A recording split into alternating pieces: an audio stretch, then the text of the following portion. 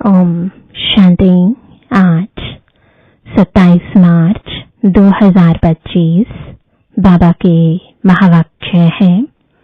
मीठे बच्चे, खिवैया आया है तुम्हारी नैया पार लगाने। तुम बाप से सच्चे होकर रहो तो नैया हिलेगी डुलेगी लेकिन डूब नहीं सकती। प्रश्न है, बाप की याद बच्चों को यथार्थ न रहने का मुख्य कारण क्या है? उत्तर है, साकार में आते आते भूल गए हैं कि हम आत्मा निराकार है और हमारा बाप भी निराकार है। साकार होने के कारण साकार की याद सहज आ जाती है। देही अभिमानी बन अपने को बंदी समझ बाप को याद करना, इसी में ही मेहनत है। ओम शांति। शिव भगवान वाच, इनका नाम तो शिव नहीं है ना, इनका नाम है ब्रह्मा और इन द्वारा बात करते हैं शिव भगवान वाच। यह तो बहुत बार समझाया है। कोई मनुष्य को या देवता को अथवा सूक्ष्म वतनवासी ब्रह्मा विष्णु शंकर को भगवान नहीं कहा जाता। जिनका कोई आकार व साकार चित्र है उनको भगवान नहीं कह सकते। भगवान कहा ही जाता है बेहद के बाप को। भगवान कौन है यह कोई को भी पता नहीं। नीति नीति कहते हैं, अर्थात हम नहीं जानते। तुम्हारे में भी बहुत थोड़े हैं जो यथार्थ रीति जानते हैं। आत्मा कहती है, हे भगवान, अब आत्मा तो है बिंदी, तो बाप भी बिंदी ही होगा। अब बाप बच्चों को बैठ समझाते हैं। बाबा के पास कई ऐसे बच्चे हैं जो यह भी नहीं समझते कि हम आत्मा कैसे बिंदी है। कोई तो अच्छी रीति समझते हैं, बाप को याद करते हैं। बेहद का बाप है सच्चा हीरा। हीरे को बहुत अच्छी डिब्बी में डाला जाता है। कोई के पास अच्छे हीरे होते हैं तो किसको दिखलाना हो तो सोने चांदी की डिब्बी में डाल फिर दिखाते हैं। हीरे को जौहरी ही जाने और कोई जान ना सके। झूठा हीरा दिखाएं तो भी किसको पता न पड़े। ऐसे बहुत ठग जाते हैं। तो अब सच्चा बाप आया है, परंतु झूठे भी ऐसे ऐसे हैं जो मनुष्यों को कुछ भी पता नहीं पड़ता। गाया भी जाता है, सच की नाव हिले डोले पर डूबे नहीं। झूठ की नाव हिलती नहीं है। इनको कितना हिलाने की करते हैं। जो यहाँ इस नाव में बैठे हुए हैं वह भी हिलाने की कोशिश करते हैं। ट्विटर गाए जाते हैं ना। अब तुम बच्चे जानते हो खिवैया बाप आया हुआ है, बागवान भी है। बाप ने समझाया है यह है कांटों का जंगल, सभी पत तहना। कितना झूठ है, सच्चे बाप को विरला कोई जानता है। यहाँ वाले भी कई पूरा नहीं जानते, पूरी पहचान नहीं, क्योंकि गुप्त है ना। भगवान को याद तो सब करते हैं, यह भी जानते हैं कि वह निराकार है, परम धाम में रहते हैं। हम भी निराकार आत्मा है, यह नहीं जानते। साकार में बैठे बैठे वह भूल गए हैं। साकार में रहते रहते साकार ही याद आ जाता है। तुम बच्चे अभी देही अभिमानी बनते हो। भगवान को कहा जाता है परम पिता परमात्मा। यह समझना तो बिल्कुल सहज है। परम पिता अर्थात परे ते परे रहने वाला परम आत्मा। तुमको कहा जाता है आत्मा, तुमको परम नहीं कहेंगे। तुम तो पुनर्जन्म लेते हो ना। यह बातें कोई भी नहीं जानते। भगवान को भी सर्वव्यापी कह देते हैं। भक्त भगवान को ढूंढते हैं। पहाड़ों पर, तीर्थों पर, नदियों पर भी जाते हैं। समझते हैं नदी पतित पावनी है, उसमें स्नान कर हम पावन बन जाएंगे। भक्ति मार्ग में यह भी किसको पता नहीं पड़ता कि हमको चाहिए क्या। सिर्फ कह देते हैं मुक्ति चाहिए, मोक्ष चाहिए, क्योंकि यहाँ दुखी होने के कारण तंग है। सतयुग में कोई मोक्ष व मुक्ति थोड़े ही मांगते हैं। वहां भगवान को कोई बुलाते नहीं। यहाँ दुखी होने के कारण बुलाते हैं। भक्ति से कोई का दुख हर नहीं सकते। फल कोई सारा दिन राम राम बैठ जपे तो भी दुख हर नहीं सकते। यह है ही रावण राज्य। दुख तो गले में जैसे बांधा हुआ है। गाते भी हैं दुख में सिमरण सब करे, सुख में करे न कोई। इसका मतलब जरूर सुख था, अब दुख है। सुख था सतयुग में, दुख है अभी कलयुग में। इसलिए इसको कांटों का जंगल कहा जाता है। पहला नंबर है देह अभिमान का कांटा, फिर है काम का कांटा। अभी बाप समझाते हैं तुम इन आंखों से जो कुछ देखते हो वह विनाश होने का है। अब तुमको चलना है शांति धाम। अपने घर को और राजधानी को याद करो। घर की याद के साथ साथ बाप की याद भी जरूरी है, क्योंकि घर कोई पतित पावन नहीं है। तुम पतित पावन बाप को कहते हो, तो बाप को ही याद करना पड़े। वह कहते हैं माँ में कम याद करो, मुझे ही बुलाते हो ना बाबा, आकर पावन बनाओ। ज्ञान का सागर है तो जरूर मुख से आकर समझाना पड़े। प्रेरणा तो नहीं करेंगे। एक तरफ शिव जयंती भी मनाते हैं, दूसरी तरफ फिर कहते नाम रूप से न्यारा है। नाम रूप से न्यारी चीज तो कोई होती नहीं। फिर कह देते ठिक्कर भीतर सब में है, अनेक मत है ना। बाप समझाते हैं तुमको 5 विकार रूपी रावण ने तुच्छ बुद्धि बना दिया है। इसलिए देवताओं के आगे जाकर नमस्ते करते हैं। कोई तो नास्तिक होते हैं, किसको भी मानते नहीं। यहाँ बाप के पास तो आते ही हैं ब्राह्मण, जिनको 5000 वर्ष पहले भी समझाया था। लिखा हुआ भी है परमपिता परमात्मा ब्रह्मा द्वारा स्थापना करते हैं, तो ब्रह्मा की संतान ठहरे।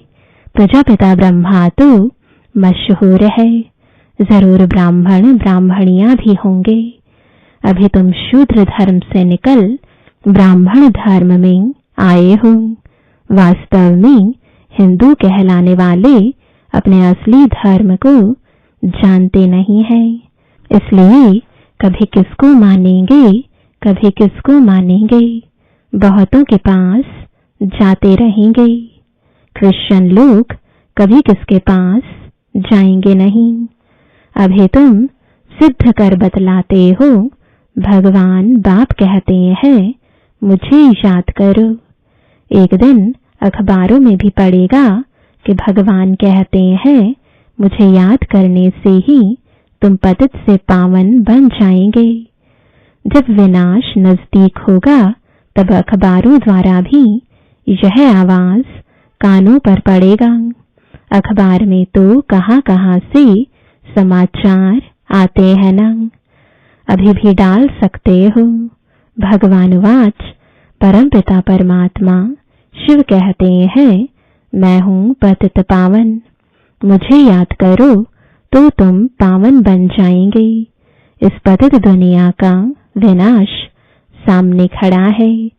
विनाश जरूर होना है, यह भी सबको निश्चय हो जाएगा। रिहर्सल भी होती रहेगी। तुम बच्चे जानते हो, जब तक राजधानी स्थापन नहीं हुई है तब तक विनाश नहीं होगा। अर्थक्वेक आदि भी होनी है ना। एक तरफ बॉम्ब्स फटेंगे, दूसरे तरफ नेचुरल कैलेमिटीज भी आएंगी।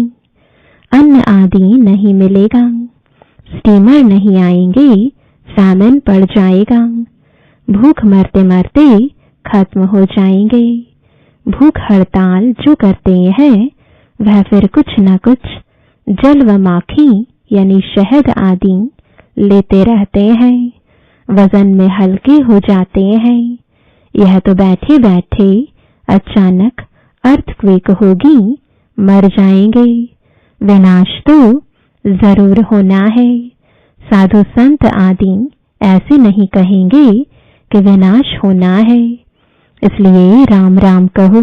मनुष्य तो भगवान को ही नहीं जानते हैं। भगवान तो खुद ही अपने को जाने और ना जाने कोई। उनका टाइम है आने का, जो फिर इस बूढ़े तन में आकर सारे सृष्टि के आदि मध्य अंत का नॉलेज सुनाते हैं। तुम बच्चे जानते हो, अभी वापस जाना है। इसमें तो खुश होना चाहिए। हम शांति धाम जाते हैं। मनुष्य शांति ही चाहते हैं, परंतु शांति कौन देवे? कहते हैं ना, शांति देवा। अब देवों का देव तो एक ही ऊंच ते ऊंच बाप है। वह कहते हैं, मैं तुम सबको पावन बनाकर ले जाऊंगा, एक को भी नहीं छोड़ूंगा। ड्रामानुसार सबको जाना ही है। गाया हुआ है, मच्छरों सदृश सब आत्माएं जाती हैं। यह भी जानते हैं, सतयुग में बहुत थोड़े मनुष्य होते हैं। अभी कलयुग अंत में कितने ढेर मनुष्य हैं, फिर थोड़े कैसे होंगे? अभी है संगम। तुम सतयुग में जाने के लिए पुरुषार्थ करते हो। जानते हो यह विनाश होगा। मच्छरों सदृश आत्माएं जाएंगी, सारा झुंड चला जाएगा। सतयुग में बहुत थोड़े रहेंगे। बाप कहते हैं, कोई भी देहधारी को याद नहीं करो। देखते हुए हम नहीं देखते हैं। हम आत्मा है, हम अपने घर जाएंगे। खुशी से पुराना शरीर छोड़ देना है। अपने शांति धाम को याद करते रहेंगे तो अंतमति सुगति हो जाएगी। एक बाप को याद करना, इसमें ही मेहनत है। मेहनत बगैर ऊंच पद थोड़े ही मिलेगा। बाप आते ही हैं तुमको नर से नारायण बनाने के लिए। अब इस पुरानी दुनिया में कोई चैन नहीं है। चैन है ही शांति धाम और सुख धाम में। यहाँ तो घर घर में अशांति है, मारपीट है। बाप कहते हैं, अब इस छीछी दुनिया को भूलो। मीठे मीठे बच्चों, मैं तुम्हारे लिए स्वर्ग की स्थापना करने आया हूँ। इस नर्क में तुम पतित बन पड़े हो। अब स्वर्ग में चलना है। अब बाप को और स्वर्ग को याद करो तो अंतमति सुगति हो जाएगी। शादी आदि में भल जाओ, परंतु याद बाप को करो। नॉलेज सारी बुद्धि में रहनी चाहिए। भल घर में रहो, बच्चों आदि की संभाल करो, परंतु बुद्धि में याद रखो, बाबा का फरमान है, मुझे याद करो। घर छोड़ना नहीं है, नहीं तो बच्चों की संभाल कौन करेगा? भक्त लोग घर में रहते हैं, गृहस्थ व्यवहार में रहते हैं, फिर भी भक्त कहा जाता है, क्योंकि भक्ति करते हैं। घर बार संभालते हैं, विकार में जाते हैं, तो भी गुरु लोग उनको कहते हैं श्री कृष्ण को याद करो तो उन जैसा बच्चा होगा। इन बातों में अब तुम बच्चों को नहीं जाना है, क्योंकि तुमको अब सतयुग में जाने की बातें सुनाई जाती हैं, जिसकी स्थापना हो रही है। वैकुंठ की स्थापना कोई श्री कृष्ण नहीं करते हैं। श्री कृष्ण तो मालिक बना है, बाप से वर्षा लिया है। संगम के समय ही गीता का भगवान आते हैं। गीता सुनाई बाप ने और बच्चे ने सुनी। भक्ति मार्ग में फिर बाप के बदले बच्चे का नाम डाल दिया है। बाप को भूल गए हैं तो गीता भी खंडन हो गई। वह खंडन की हुई गीता पढ़ने से क्या होगा? बाप तो राजयोग सिखला कर गए। इनसे श्री कृष्ण सतयुग का मालिक बना। भक्ति मार्ग में सत्यनारायण की कथा सुनने से कोई स्वर्ग का मालिक बनेगा क्या? न कोई इस ख्यालात से सुनते हैं, उससे फायदा कुछ नहीं मिलता। साधु संत आदि अपने अपने मंत्र देते हैं, फोटो देते हैं। यहाँ वह कोई बात नहीं। दूसरे सत्संगों में जाएंगे तो कहेंगे फलाने स्वामी की कथा है। किसकी कथा? वेदांत की कथा, गीता की कथा, भागवत की कथा। अभी तुम बच्चे जानते हो हमको पढ़ाने वाला कोई देहधारी नहीं है, न कोई शास्त्र आदि कुछ पढ़ा हुआ है। शिव बाबा कोई शास्त्र पढ़ा है क्या? पढ़ते हैं मनुष्य। शिव बाबा कहते हैं मैं गीता आदि कुछ पढ़ा हुआ नहीं हूँ। यह रथ जिसमें बैठा हूँ यह पढ़ा हुआ है, मैं नहीं पढ़ा हुआ हूँ। मेरे में तो सारे सृष्टि चक्र के आदि मध्य अंत का ज्ञान है। यह रोज गीता पढ़ता था। तोते मौफिक कंठ कर लेते थे। जब बाप ने प्रवेश किया तो झट गीता छोड़ दी, क्योंकि बुद्धि में आ गया यह तो शिव बाबा सुनाते हैं। बाप कहते हैं मैं तुमको स्वर्ग की बादशाही देता हूँ, तो अब पुरानी दुनिया से ममत्व मिटा दो। सिर्फ माम एकम याद करो। यह मेहनत करनी है। सच्चे आशिक को खड़ी खड़ी माशूक की याद ही आती रहती है। तो अब बाप की याद भी ऐसी पक्की रहनी चाहिए। पारलौकिक बाप कहते हैं बच्चे मुझे याद करो और स्वर्ग के वर्षे को याद करो। इसमें और कुछ भी आवाज करने, झांझ आदि बजाने की कोई दरकार नहीं। गीत भी कोई अच्छे अच्छे आते हैं तो बजाए जाते हैं, जिसका अर्थ भी तुमको समझाते हैं। गीत बनाने वाले खुद कुछ भी नहीं जानते। मीरा भक्तिन थी, तुम तो अभी ज्ञानी हो। बच्चों से जब कोई काम ठीक नहीं होता है तो बाबा कहते तुम तो जैसे भक्त हो, तो वह समझ जाते हैं कि बाबा ने हमको ऐसा क्यों कहा। बाप समझाते हैं बच्चे अब बाप को याद करो, पैगंबर बनो, मैसेंजर बनो। सबको यही पैगाम दो कि बाप और वर्षे को याद करो तो जन्म जन्मांतर के पाप भस्म हो जाएंगे। अब वापस घर जाने का समय है। भगवान एक ही निराकार है, उनको अपनी देह है नहीं। बाप ही अपना परिचय बैठ देते हैं, मन मना भव का मंत्र देते हैं। साधु सन्यासी आदि ऐसा कभी नहीं कहेंगे कि अब विनाश होना है, बाप को याद करो। बाप ही ब्राह्मण बच्चों को याद दिलाते हैं। याद से हेल्थ, पढ़ाई से वेल्थ मिलेगी। तुम काल पर जीत पाते हो। वहां कभी अकाले मृत्यु नहीं होता। देवताओं ने काल पर विजय पाई हुई है। अच्छा, मीठे मीठे सिकिलदे बच्चों प्रति माता पिता बाप दादा का याद प्यार और गुड मॉर्निंग। रूहानी बाप की रूहानी बच्चों को नमस्ते। रूहानी बच्चों की रूहानी बाप दादा को गुड मॉर्निंग और नमस्ते।